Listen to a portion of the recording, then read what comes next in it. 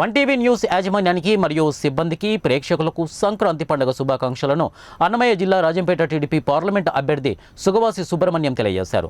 సంక్రాంతి పండుగ సందర్భంగా ప్రజలందరూ సుఖ సంతోషాలతో ఆరోగ్యంగా ఉండాలని ఆయన ఆకాంక్షించారు. నమస్తే.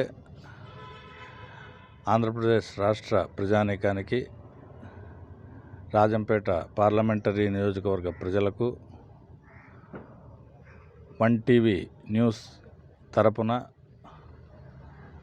సంక్రాంతి శుభాకాంక్షలు తెలియజేసుకుంటున్నాను. నేను మీ సుగవాసి బాలసుబ్రహ్మణ్యం, రాజంపేట పార్లమెంటు తెలుగుదేశం పార్టీ పోటీలో ఉన్న అభ్యర్థిని.